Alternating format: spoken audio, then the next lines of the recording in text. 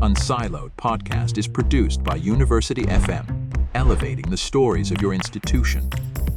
Welcome to Unsiloed. This is Greg LeBlanc, and I'm here today with Simon Johnson, who is a professor at MIT at the Sloan School of Management, also the author of numerous books. The most recent book, which is co-authored with Daron Acemoglu, is called Power and Progress, Our 1,000-Year Struggle Over Technology and Prosperity. You also have a couple other books. I have this one here. It's 13 Bankers, the Wall Street Takeover, which I remember getting more than a decade ago or so. And you also have White House Burning and Jump-Starting America, some of which are co-authored. Welcome, Simon. Thanks for having me. Well, look, this book touches on a lot of my favorite topics, ranging from economic history to machine learning.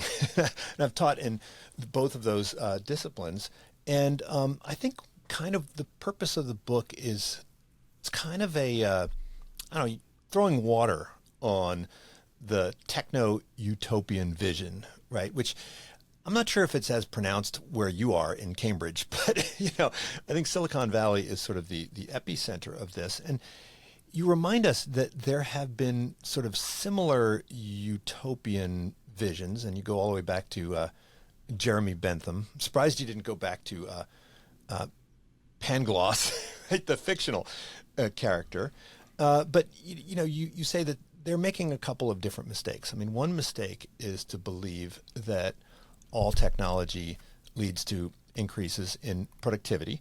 The second mistake is that when the productivity improvements happen, that they make most people, if not all people, better off. And I think the third point is that these technological improvements will generally be used for good and not for evil. Okay, and I think probably of the three arguments, it's the second one that you really spend most of the time on, which is, the idea that if we do have productivity increases, they can be ones that are more or less inclusive, and the direction that we go in is not something that is inevitable. It's not something that is dictated by the nature of production, but is rather a function of competing visions that manifest themselves in the political domain, right? And in the kind of political economy and the way in which sort of negotiation power and bargaining power is distributed throughout the society. So, I mean, that's a pretty big task. And, I think we'll probably start off with the economic history bit, and then we'll kind of bring it to the present. Does that sound like, is that an accurate description? Oh, that's a great summary, Greg. I'll be using that one from now on. Well done. Well, let's get started with the economic history, right? Because it is a 1,000-year struggle, and you go all the way back to the pyramids, which is before 1,000, obviously, and also to the cathedrals and to slavery.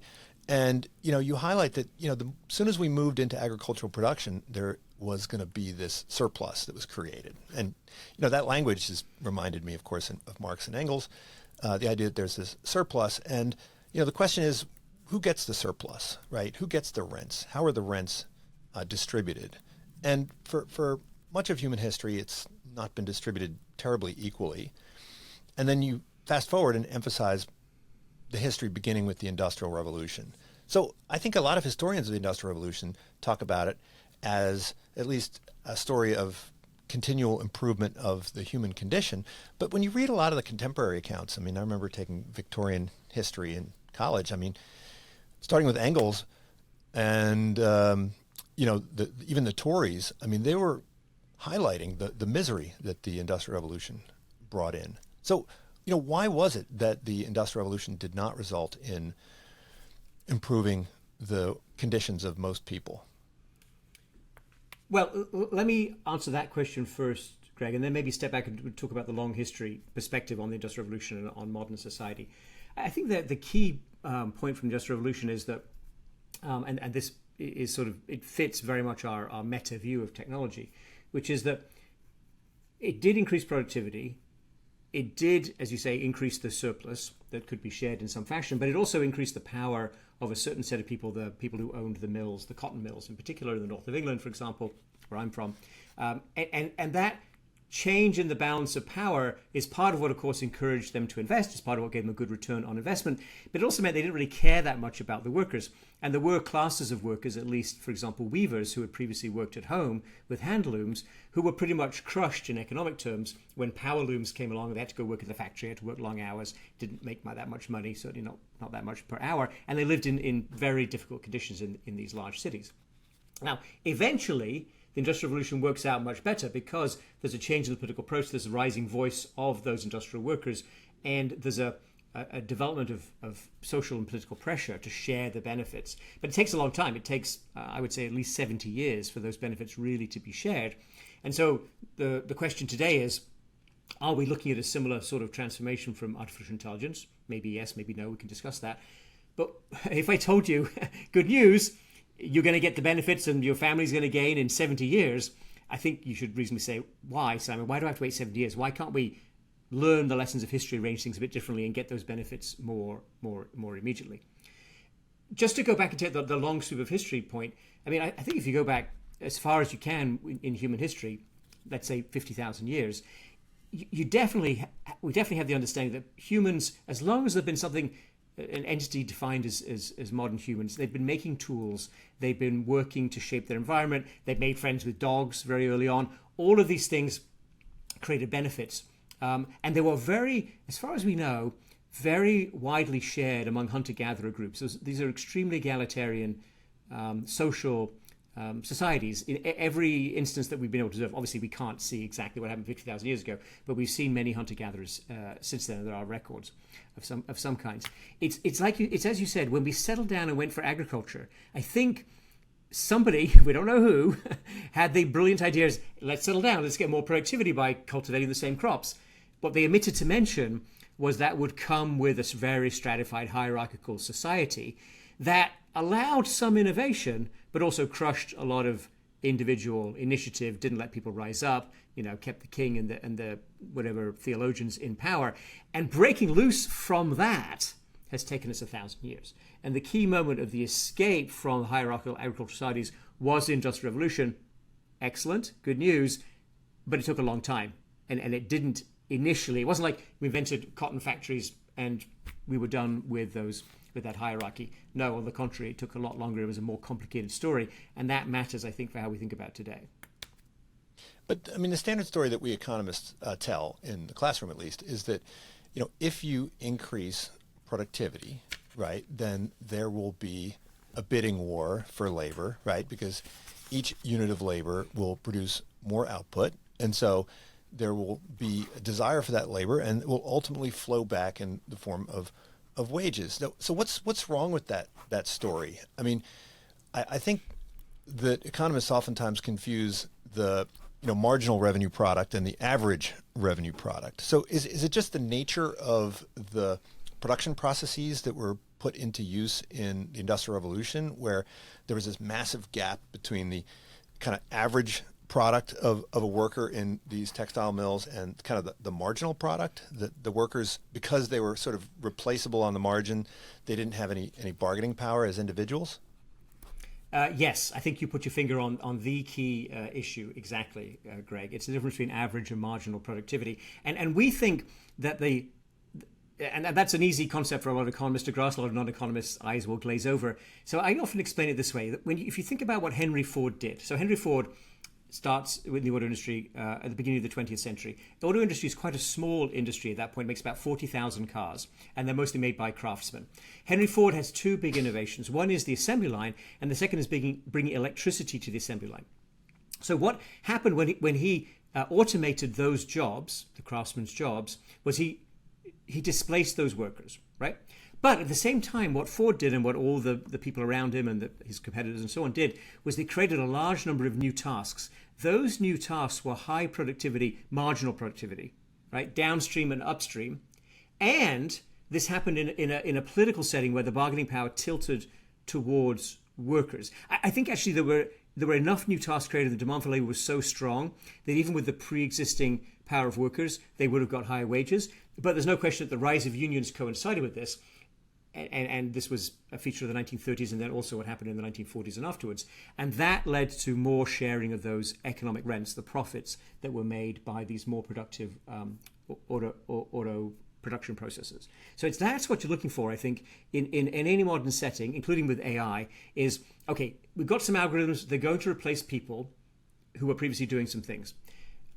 But are we creating new tasks? Because those new tasks are going to be the drivers or not of rising demand for labor. And the nature of the task is also going to be very influential today in how much people get paid, particularly because unions have obviously receded massively in terms of their power and presence in the private sector in the US and other countries.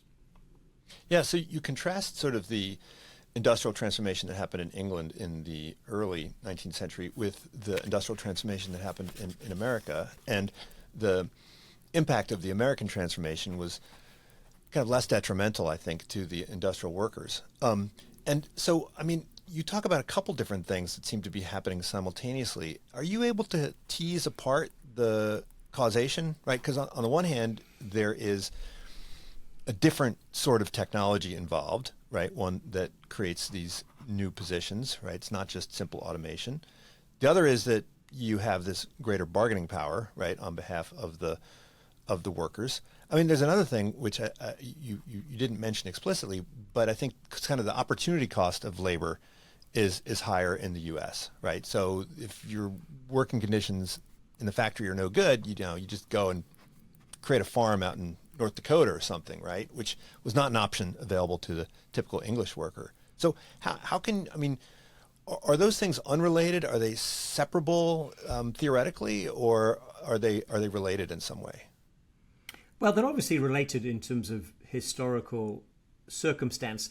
I mean, one reason to think about the new tasks in the Henry Ford case is there wasn't a big expansion on the frontier in the 1920s and 1930s, right? So there was bargaining power for workers absolutely increased. There was a big fight for union recognition and to increase the power of unions in the auto industry. So we know that was going on. We can see the new tasks being created. I think the idea that there's this external margin is a very interesting one for the 19th century, but doesn't really apply to the 20th century. Causation is hard, as you know, Greg, but I think we can see what the pattern is. And of course, I should emphasize, when we're talking about the success of American manufacturing, the fact that it was really worked out quite well for industrial workers, in part because of the way the machines were deployed in this American system of manufacturing. There was, unfortunately, at the same time, and not entirely unrelated, the development of the cotton industry in the South, which was based on plantation agriculture that was made possible at scale by innovations, particularly the cotton gin, most famously associated with Eli Whitney, but other people also invented cotton gins. Those cotton gins made it possible to cultivate upland cotton profitably at scale, and therefore facilitated directly and really tragically the movement of a large number of enslaved people from the East Coast into the Deep South. Now, the conditions of slaves on the East Coast was already very bad. Conditions working on cotton plantations in the Deep South in the first 60 years of the 19th century were probably some of the worst conditions enslaved people have ever faced anywhere in history. So the American productivity miracle, the American innovation, American management has had those two sides at inception, right? Mm-hmm. One, very positive, transformational, and helping the world. That's the American system of manufacturing. The other, providing cheap cotton to British industry, right? Very helpful to the British Industrial Revolution, but absolutely reinforcing a system of slavery that, as far as I can see, remained very strong and very oppressive right up to the Civil War. Now, when people talk about technological advance, if we go back kind of the Whig story or the Benthamite story, I mean, even we go back to Adam Smith, right? When he talks about division of labor, I mean, the idea that if we could replace a skilled craftsperson with a bunch of unskilled workers, right, through the factory system, I mean, yes, the person who has all that skill is going to be much easier to replace, and therefore their bargaining power will go down. But doesn't that open up opportunity to people who don't have that kind of skill, the folks that don't have, the ability to invest 3, 4, 5 years as apprentices? I mean, you could be kicked off your land through enclosure, show up at the factory and immediately start working. So doesn't that kind of reduce some of the barriers to entry? I mean, if we average out the folks who are made worse off and the folks who are made better off, why aren't the folks who are made better off, why don't they outweigh the number of people who are made worse off? Well, I think that's the key question, Greg, and I think that's an empirical matter in each of these transformations. And at the time, in the 20th century in the United States, I think Henry Ford and the auto industry expansion of Detroit worked exactly as you said. Some people lost their livelihoods making cars in the old-fashioned way. A lot of new people got opportunity. Now, of course, they had an opportunity to work for Henry Ford, who ran a very tough shop. You had to work extremely hard, and there was a lot of burnout. But that you're right. If we just look at that calculation, jobs are lost, jobs are created. In the earlier part of the Industrial Revolution, particularly the advent of the power loom, which was at the second decade of the 19th century and the 20, 30 years that followed, there it seems that the net went the other way, that a lot of men were working in hand looms part-time perhaps, or small shops. They lost business. It was women and children who got employed in the new factories in pretty harsh conditions. So it was a bit more complicated, and the benefits were not shared that broadly. And so I think that the question that we can have today is generative AI. What's it going to do to productivity? Who wins? Who loses? How do you share the benefits more broadly? Are there paths that you can take with technology that can be more beneficial to more people? Right, and so you highlight that you distinguish between these two sorts of technological improvement, and you call the first sort of simple automation, and the other, you have a couple different terms for it, right? But they are improvements that require new sorts of skills. How would we identify ex ante whether or not a technology is likely to be one kind or the other? I mean, is it necessarily going to become one or the other, or do we have some ability to channel the technological improvements in one direction or the other? Well, that's a great question, and of course that's a central question for the policy debate that's right now going on in Washington. Because if you knew, so with pharmaceutical drugs, we think we have it's not uncontroversial, of course, but we think there is a way to determine ex ante which drugs are going to be beneficial, and a way to weigh the costs and the risks relative to the benefits, right? So we put a lot of emphasis on ex ante approval. And I think generally that works well, although it's obviously not perfect, and that people have complaints. I think when it comes to information technology, and so there's some other technologies, I think, where we might be able to make some sort of similar determinations, perhaps. But when it comes to information technology, when it comes to the use of computers, when it comes to artificial intelligence, I honestly think, and we tried to say this in the book, that's very hard. We are not, for example, in favor of a tax on robots. We're not in favor of trying to stop technological change in AI, because we think that is a very hard case to make. What we'd like is to have more competition, more business models, more alternatives out there that are focused on enhancing human creativity and human abilities, rather than what we regard, and I think what the proponents talk about in their own words, and we quote, which is a focus on primarily displacing people and replacing workers. So we're trying to tilt or encourage people to tilt the direction of technological progress in a particular direction. But I agree, I think, with where you're going, Greg, which is if you don't know ex ante, like what's going to create which kind of new tasks and for whom, you've got to be very careful about how you meddle with the process, because you might actually easily cut off the positive parts and leave yourself with the negative parts. So you've got to be extremely cautious with that.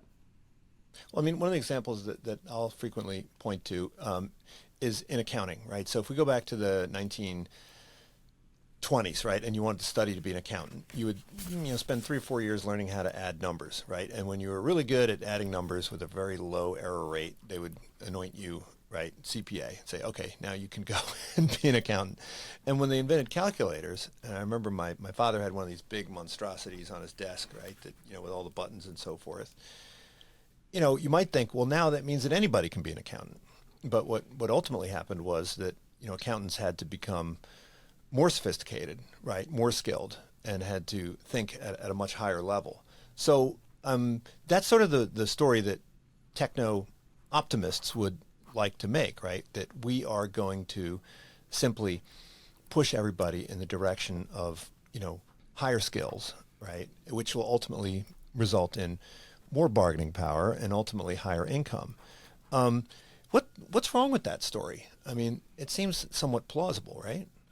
Yeah, I think that is a good story for the calculator. I think particularly there was a lot of concern about at the time that the calculator would destroy mathematical ability or prevent people from learning math and so on. And that clearly didn't happen.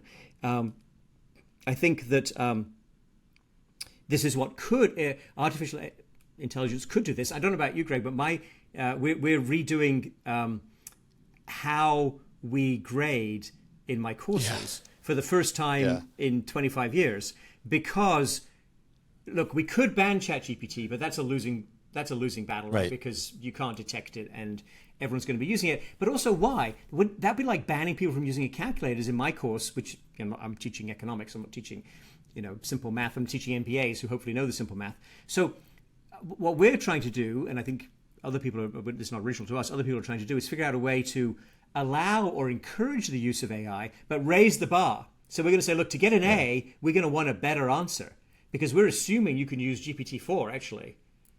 But you're going to have to impress us with your knowledge and with your command of those details, as well as, of course, with the fact checking in case it's hallucinating. So I'm with you completely, Greg. I think we should be trying to figure out how to use AI to enhance human capabilities, productivity, creativity.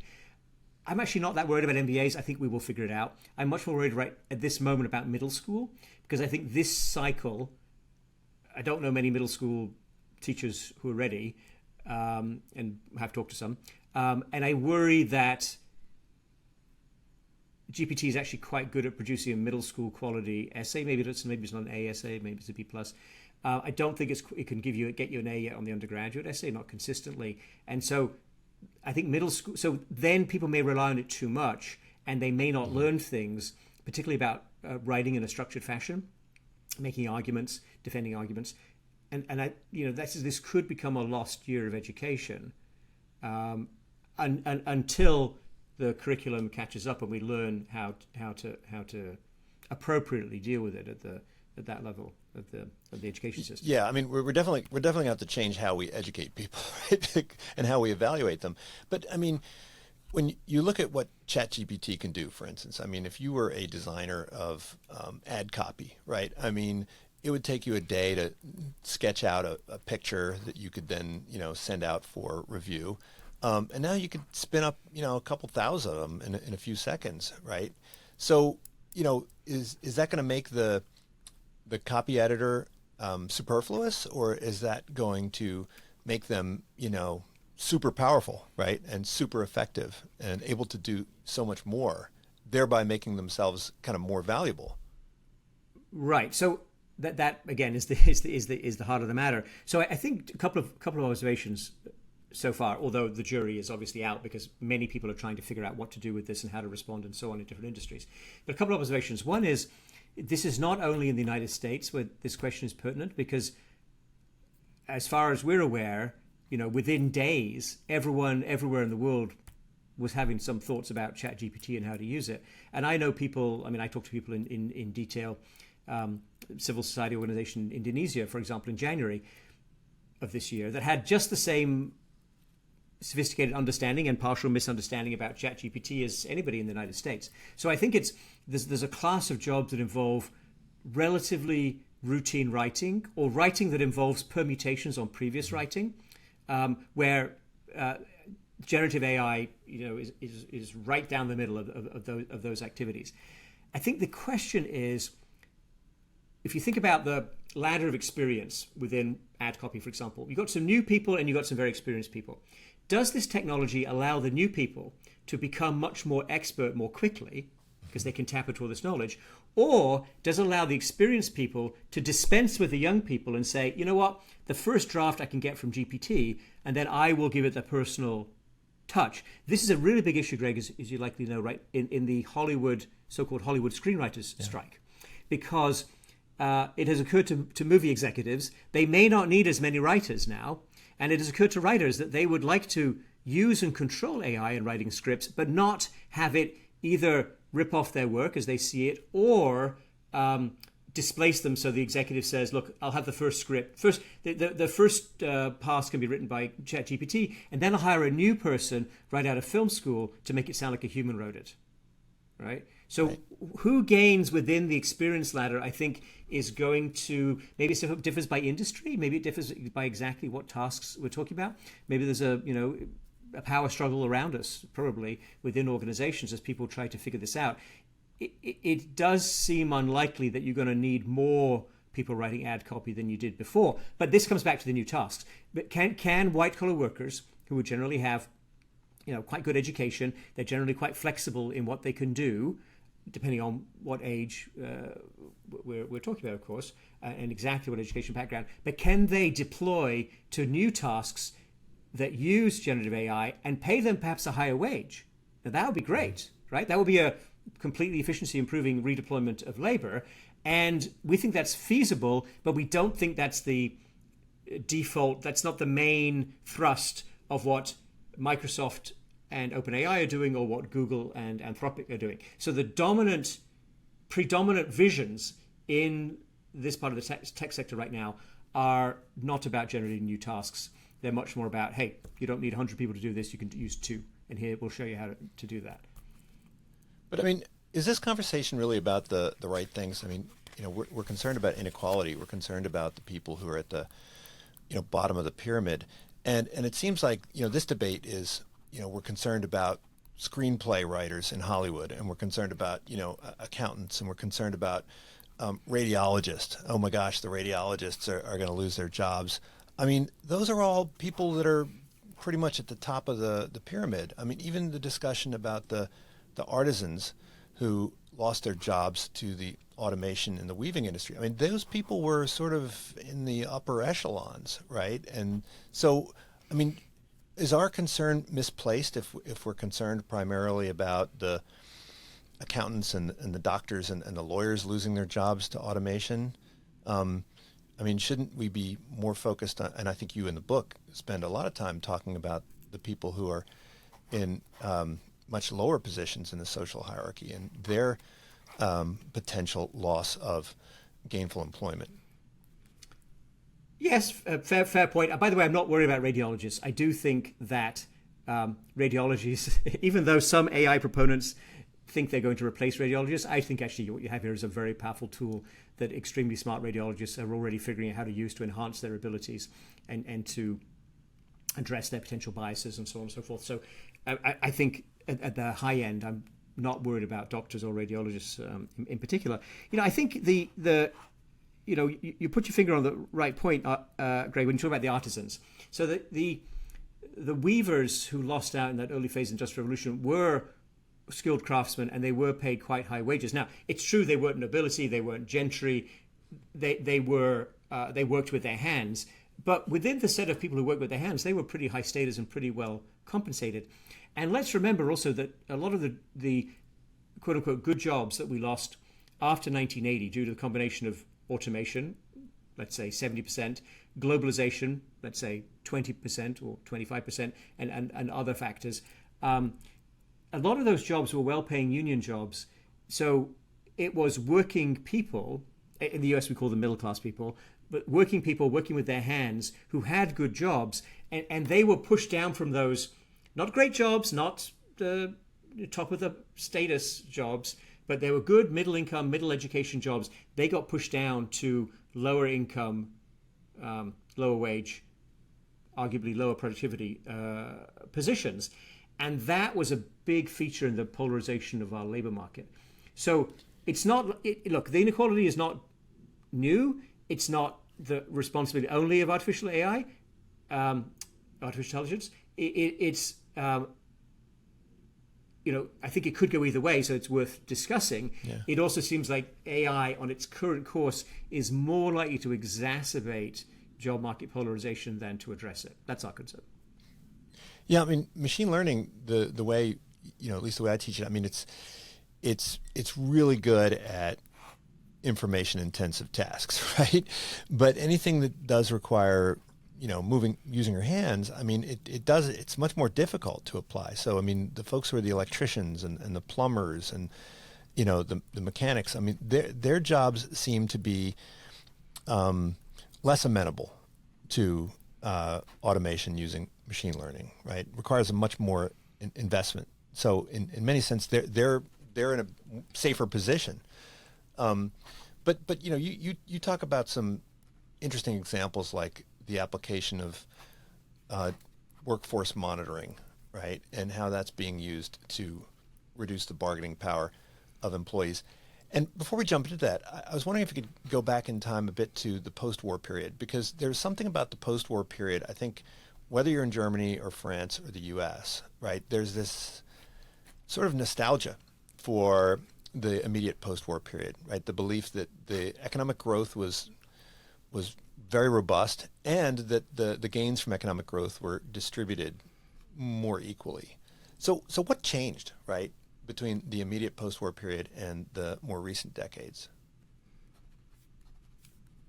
So let me answer that question. But first, I just want to make one comment on your very good, but I think slightly, not incomplete, but I think there's a slightly broader, bigger statement about the impact on different kinds of jobs. You're of course right that machine learning is having an immediate impact, has been having an impact for a while, and is having a really big impact now on these information-intensive industries. So anything that's already digitized, which does include some companies like Amazon that do many things that, before Amazon we might not have thought as being digitized, but Amazon is, digital, throughout its DNA. I think there's a second wave already unfolding, applying generative AI to manufacturing. But this will take longer because manufacturing is not fully digitized, as you say. And probably this is actually more analogous to electricity. So what we know about electricity was obviously profoundly important, had a big effect on productivity. It took decades to roll out because, generally speaking, you had to build a new factory based on electricity to fully harvest the benefits of electrification. I think the same thing will happen in manufacturing, Greg. So that over some period of time, maybe a decade, maybe more, we'll actually have productivity increases in manufacturing and more automation in manufacturing when people build new factories. And that's going to have global implications, including, who does what job around the world, because there's a set of jobs that we were previously sending to low-income countries that we may not be sending there anymore because, why run your supply chain across borders with all kinds of points of failure when you can do it domestically, not necessarily create a huge number of jobs in the US, but have a lot more manufacturing output in the US. Now, I do agree with you on plumbers and mechanics do well. I also think electricians is a really big booming sector, partly because of the digitalization agenda, but also because of what needs to be done for clean energy. So yes, some of those job categories are going to be absolutely strong.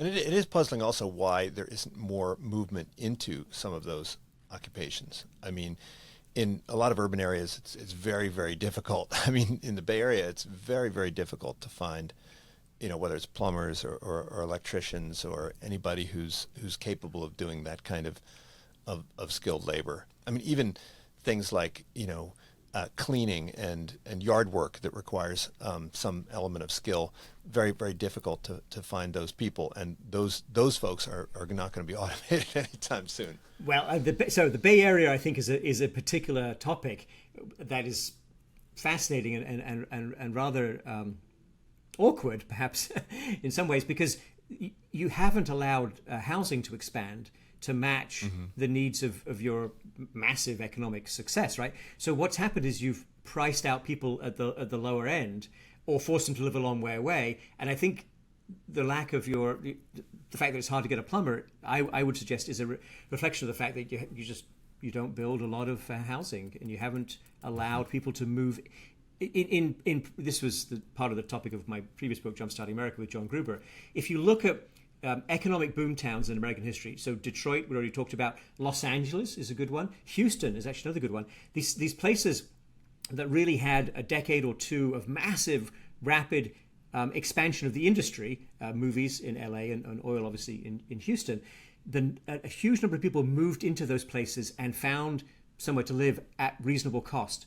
And one thing that one really dramatic difference over the past 40 years is that we have these high productivity, very innovative poles, which you have one, but Boston is another one, of course, not quite so intense, and New York is another one. There's very little housing been added in those, or anywhere close to those urban areas, because people don't want higher density housing for various reasons. And that, I think, is in our view, just an additional problem that's been created by local politics around housing. And it's an argument against having so much scientific R&D and fantastic breakthrough potential concentrated in a few geographic places. Because if you don't build housing, people can't come. And if they don't come, you're going to have fewer scientists coming, it's going to be more expensive, and then you're going to find it hard to find a plumber as well.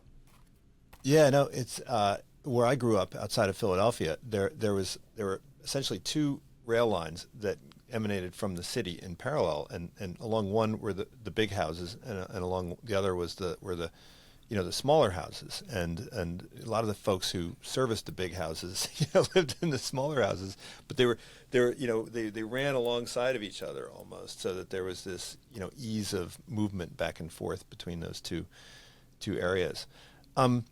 But getting back to this idea, I mean, the post-war period. Yes. I mean, what was so special about that? So the post-war period had a number of things going for it, including the fact that these big productivity transformations took place, as we talked about, in the early 20th century, the transformation of manufacturing, the Henry Ford effect. And the economy that was created after World War II was relatively stable, relatively immune from the big disruptions that had occurred between 1900 and 1945. We had a number of them, right?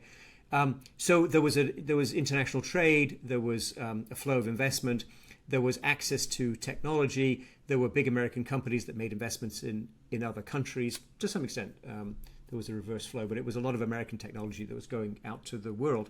And there were a lot of win-win opportunities across what we call now industrialized countries, so between the US, today's European Union, and other relatively high-income countries, UK, Australia, Canada, obviously.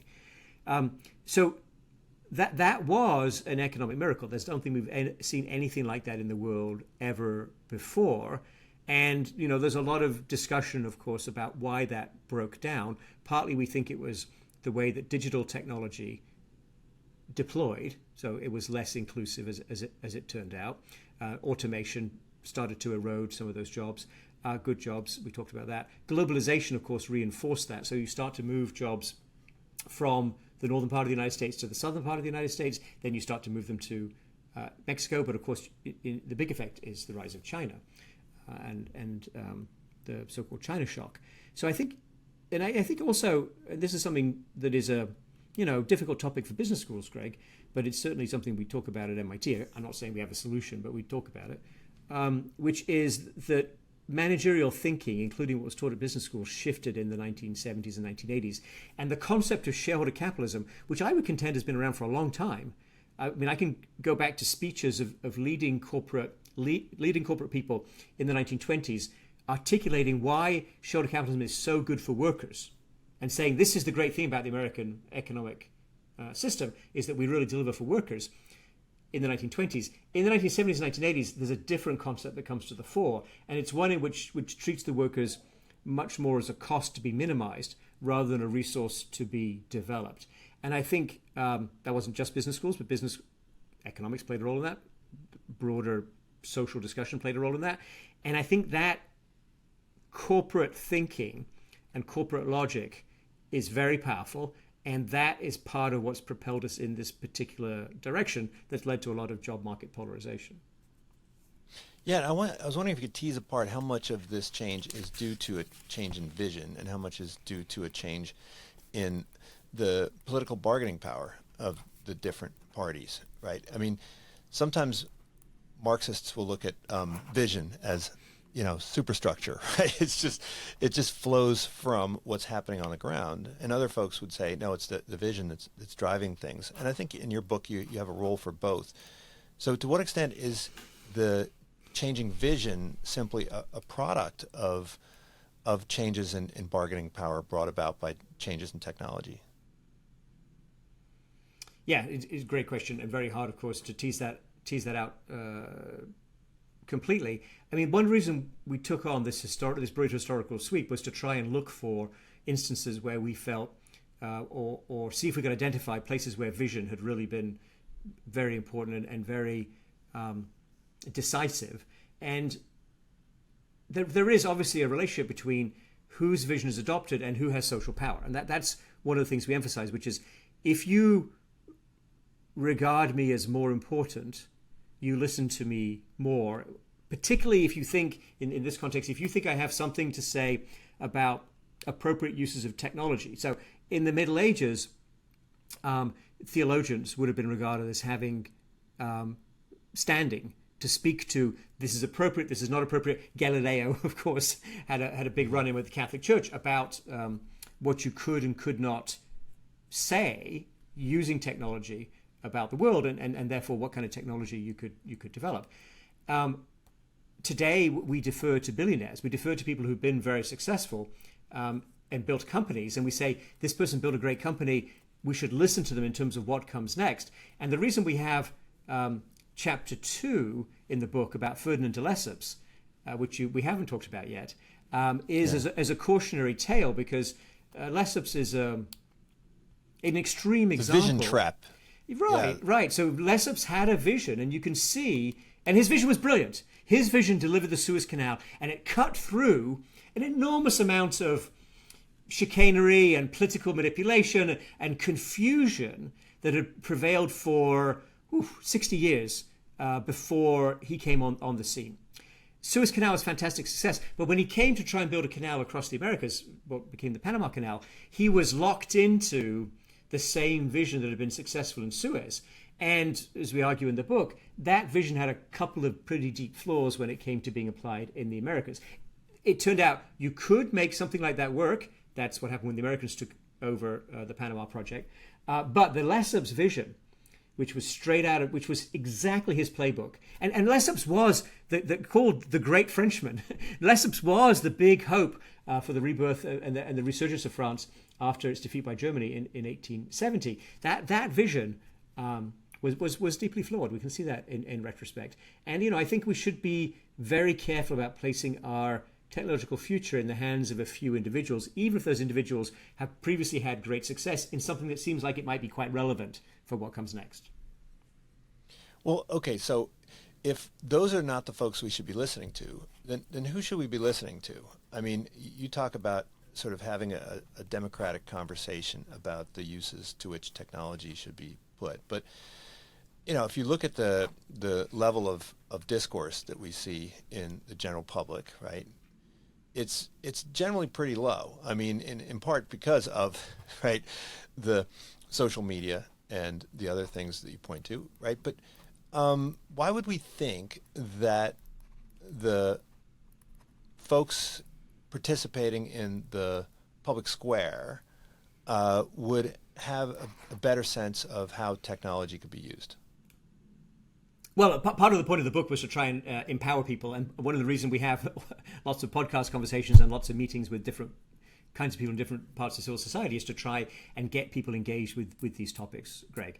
I went to a, let's say, very interesting meeting around AI policy and what could become the regulation of AI or not in Washington recently. And these are well-intentioned people. I'm actually quite sympathetic to them, and I get on well with them. But in this key meeting, and this is not like the meeting. It's not like the meeting was secret. Well, the meeting was a private meeting. It's not like, I'm not saying there's a cabal running the world or anything like that. Let's be clear.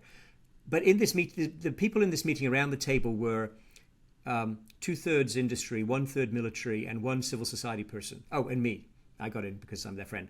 And that's a bit of a problem, right? So we need more people who have alternative visions. My favorite character in all of global technology history, Greg, I would argue this is the least known hero of technological development in the world ever, is Edwin Chadwick. And so Chadwick, to, I would say remind your listeners, but actually it's to tell them because they've never heard of Chadwick. Chadwick noticed, and Chadwick was not an engineer. Chadwick was not an inventor.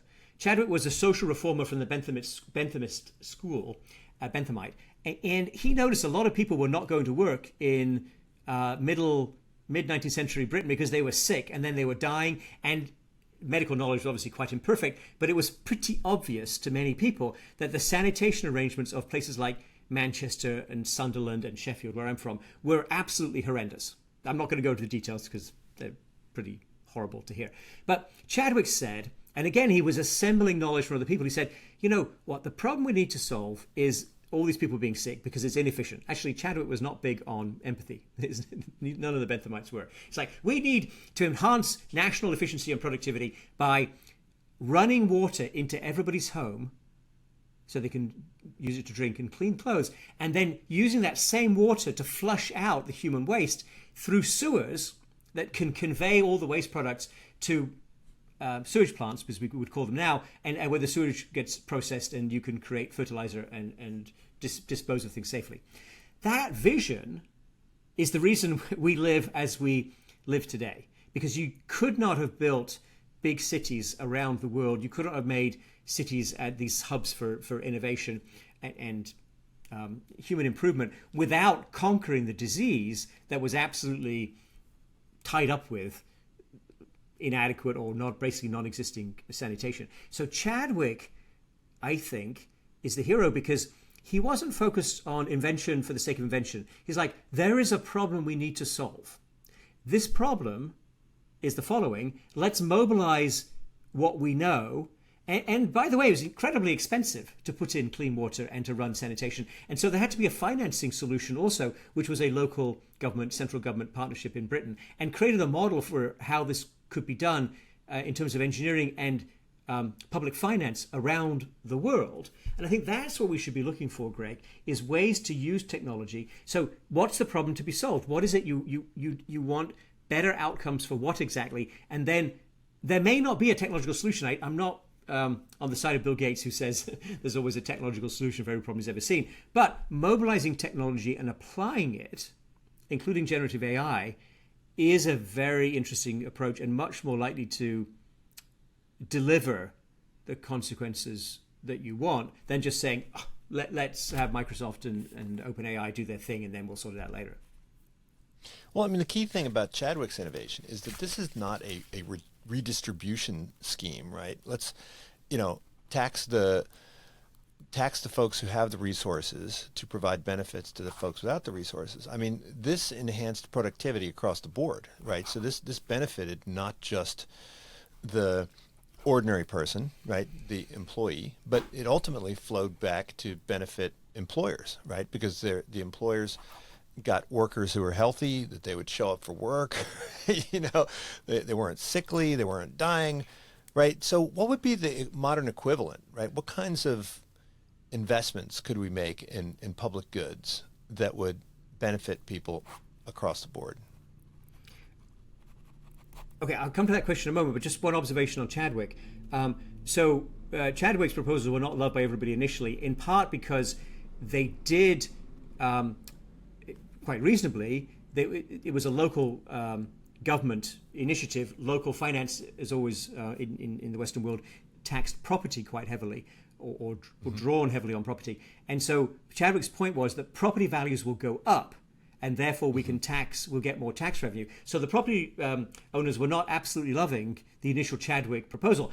Over time, of course, people understood exactly what you just said, which is there's big gains for the employees and for society, because these parents are not dying. It doesn't generate, you don't have all these orphans that you need to deal with. And so employers can gain, and there's more incentive for people to accumulate human capital because they're going to live longer and so on and so forth. Over time, that works out. But very few good ideas of the Chadwick type are initially embraced by everyone, including people who own property. I think that if we were to pick, and we do try to pick and raise up a couple of issues in the book that we think would really benefit from more attention, one would be public health. I think that the lessons from COVID, for example, are that access to healthcare is pretty unequal. We run our healthcare system in a pretty inefficient way, and that has consequences not on perhaps the same order of magnitude as really unhealthy northern British cities in 1850, but those consequences are very undesirable for multiple people. So finding ways to improve access to public health, to improve health screenings, to improve preventive healthcare, to increase the capacities and the abilities of nurses, and to within what's allowed by their nursing license to deliver and help deliver healthcare. That's one point we flagged. I think education also, Greg, is an important issue. So we talked earlier about how we're struggling with thinking about how to adapt the education system so it's not like ruined by generative AI. But it seems we've been waiting for a long time for technology to help improve the efficiency of education. Now, what is efficiency in this context is obviously interesting, difficult question. We know that some things can be delivered well to some audiences remotely at large scale. We also know that individualized tuition, coaching, mentoring is super important. And figuring out how to tailor education to people and how to match available resources to the individual student, that also seems like an area where generative AI could play a role. I don't think either of those problems, public health and essentially public education or public and private education, I don't see either of those as the priorities for the big tech companies. So that's a space in which we're hoping to encourage more people to enter. Mm-hmm. Now, you've written extensively about the global financial crisis, and you were there at the epicenter of a lot of things when this was happening. And one of the things that you point out is that academia was kind of captured, right, by Wall Street. Do you see something similar happening at the moment with tech? I mean, I think most people on the outside, they would say, oh, academia is very progressive. Academia is interested in improving the lot of the average person. But if that were the case, then why would they be captured by these industries? Why would they be advancing ideas which ultimately would promote inequality? Yes, I think there is an element of capture. I think that I'm not sure that I think that in the financial crisis there was a particular salience to the academic capture, because who else was in a position to question whether what the financial sector was building was sensible? Okay, it was fairly technical. We have people who are specialized on finance in academia. We don't have a lot of other independent voices. For example, there's no equivalent of the National Institutes of Health for finance. So I think that many academics were lured by the fact that these financial firms were making huge profits, and in terms of status, huge profit in American society is often associated with wisdom. So that was, I think, a fairly prominent element of what went wrong before 2007, 2008. And by the way, academics are much more skeptical of finance today. So I think many of them learned that lesson. I think with the tech industry, there is something potentially parallel. It's also true, by the way, that a lot of the top talent from academia is going to work for industry. So we're losing our independent capabilities. It's also the case, obviously, that if you want to be at the forefront of invention, you need a huge amount of data and a massive amount of capital. And there's only a couple of players in the corporate sector at the top level of that. And the universities are not able to compete, I would say, in terms of technology invention. So the deep experts are in those two clusters, the Microsoft and Google clusters. And that, I think, not having outside independent experts worries me. The outside independent experts can get captured. Okay, I get that. I've seen that. But not having them. So I think, and Daron and I have proposed a National Institutes of Computing that would pool resources across the government and focus on, there's already some deep and very strong computational resources, for example, in the Department of Energy. But I think organizing that in a more coordinated fashion and using it to challenge the industry on what it's inventing and what it's not inventing. There's also an issue about, are we going to regulate? Who will run the regulations? I would not have the National Institutes of Computing be the regulator. I would have them be the deep thinkers and the people who understand the technology but don't work for the industry. right? And that is not an easy thing to work out in the US, given the way we organize society. But I think we do it better with the National Institutes of Health than we did it with finance. And I think computing needs an upgrade in terms of national capabilities and people who are not looking at profit and loss for the next quarter, but actually saying, okay, what are we inventing here? Why? What could we do it better? Could we solve these problems? I think a lot of people would like to engage with that, but that's not the prestige, high money, high status jobs right now. So if we were to get rid of the AI illusion, right, what would we need to do? I mean, do we need to change the perspective of the people in the elites, and get them to be the drivers of a change in how this technology can be utilized? Or do we need to reduce the say that they have in the conversation? So, as I mentioned before, I don't think that books or ideas or, I'm afraid, podcasts change history. I think what changes history is events.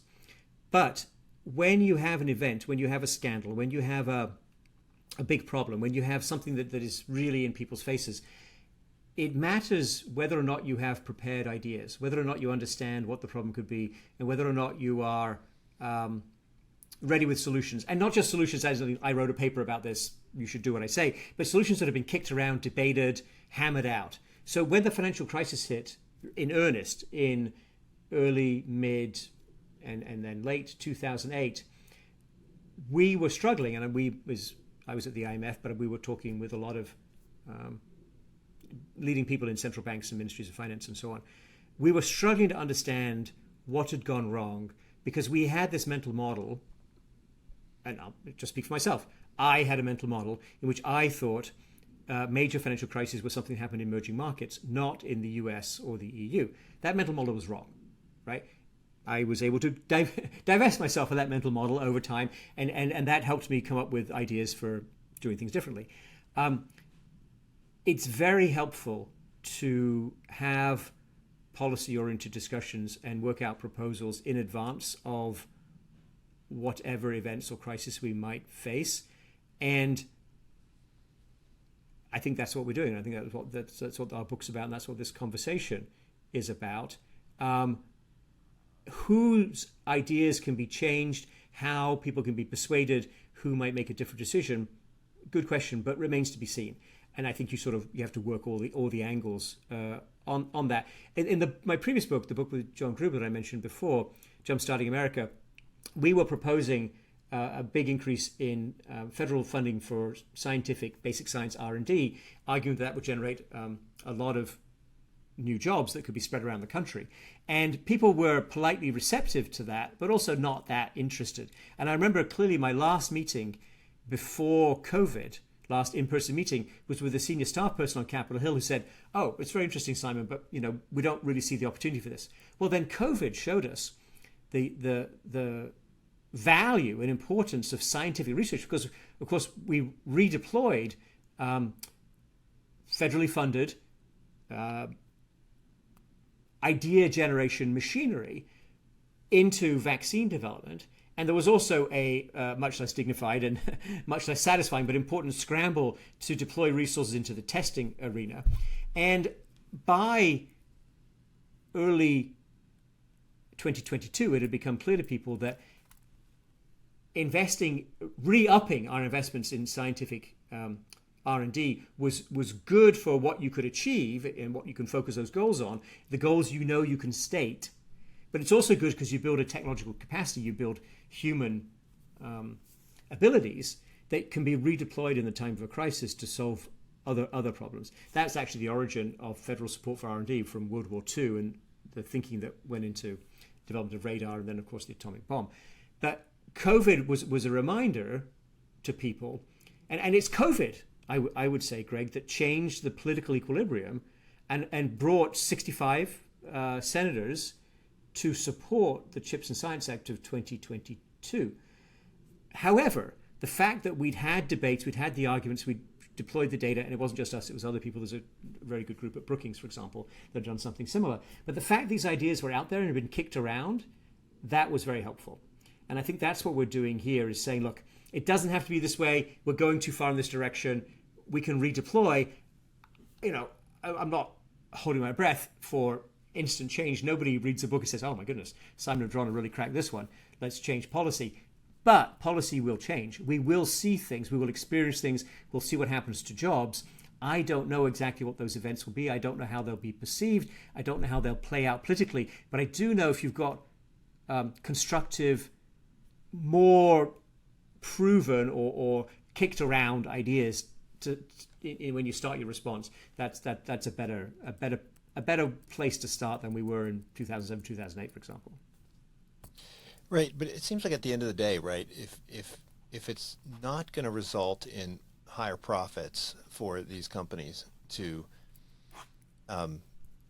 apply technology in a socially productive way, then it's probably not going to be applied in a socially productive way. I mean, you talk about Facebook, right? Use the example of Facebook, and you talk about how Facebook could have potentially done things a bit differently.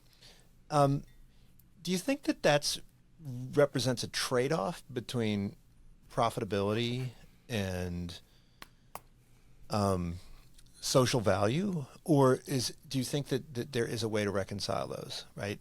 Do you think that Mark Zuckerberg just misunderstands how he could make money in a different way, or would it require a company like Facebook to sacrifice profitability to create a better public square, let's say? I think that's a good question. It's a very fair question. You should probably have Mark Zuckerberg on, talking of tech visionaries, and press him on the same topic. My view is that Facebook could do very well by being more careful, and certainly could have been much more careful. And I think also they violated some of the basic responsibilities of business in the way they acted and reacted in the situation in Myanmar, for example, where they have been accused with substantial justification of fanning the flames of ethnic hatred and becoming a tool of, really nasty incitement to violence. So I think that the sort of extreme view of capitalism that emerged out of the has been with us for a long time, but it re-emerged in the 70s and 80s, which is, look, business just pursues profit. Everything else is the responsibility of government. And if you allow us to make profit in a certain way and we do it, you can't complain. I mean, seriously, where do the rules come from? Who makes the regulations? Who's in those conversations around policy? I walk into the room, Greg, it's 2/3 industry, right? Don't tell me that regulation is somehow descending from the heavens, independent of what the industry wants. That's not realistic. So, yeah, I think Facebook and other social media companies have a lot to answer for, and I do agree that pursuing profit is a very powerful logic, and I do think, and I work in a business school, and I'm comfortable with the idea that many instances for many people, pursuing profit is just fine, and you do get strong, reasonable social outcomes, and we can address some of the problems that occur ex post. But I think we've had some bad experiences with digital technology. I think if we can tilt the direction of technological change, and if we can push towards more improvement for more people, that would be a really big positive. And I do worry that if you think about certainly the history of American technology development since 1940, it's had two legs: a private sector one and a strong federal R&D basic science one, and these two have largely been complementary. Right now, everything around artificial generative AI is driven by that private leg. The government is not a player in that process. The universities are not really players in that process. And I worry about the direction that's taking us. Well, last question. You mentioned in an aside that MBAs have played a role in the promotion of inequality and perhaps the move down this road that is not the road that you would want us to choose. How do you think MBAs need to change the way they approach business? Do we need to change the way we teach MBAs? I mean, if it's true that MBAs, the impact that they've had on companies is to increase profitability, but not to increase the rent sharing in any way, then what do we need to do? Is there a change that can take place within the business school environment? Oh, sure, absolutely. I think that this is the curriculum change to become more focused on squeezing workers and seeing workers as a cost. And I think the curriculum could shift towards more emphasis on developing workers as a resource and approaching human capital in a different way. And obviously, it doesn't happen overnight. It doesn't happen because one faculty person wants to change it. It's a matter of, it reflects a broader consensus around economics and other applied social science. I don't think that there's a broad movement in that direction currently, although I think economics has changed a great deal since I was a graduate student in the 1980s and become much more sympathetic to social concerns, including externalities, but also broader issues. Whether economists are willing to embrace this idea that vision matters and that there's choice in technology, I don't know. I mean, we wrote the book partly for them, but also thinking that economists might not be the easiest people to persuade, and so we wanted to reach a broader audience. And hopefully there will be a lot of discussion, debate, arguments about that, and it will contribute to thinking about what we should teach in business schools and more broadly. But I think a lot of young people today really do care about social impact. They may be persuaded too easily by some things that are various forms of greenwashing. But I think we will also get through that, and I think the clean energy discussion is constructive in trying to think about what really makes a difference. And, the environment and the climate are sending us some very clear signals, and young people are responding to that. Whether that same sort of logic will be brought to jobs, who has good jobs, who gets better jobs, and job market polarization remains to be seen. But I'm hopeful. I mean, I'm an immigrant. I actually rather like the American political process. I know that's a controversial thing to say, but it's much more open and much more amenable to argument and to pressures and this kind of conversation than where I'm from, for example. So I'm optimistic we will make some progress, Greg, but I think exactly what happens depends very much on events and what we see and what we experience and how that's perceived. So that is all still, of course, to come.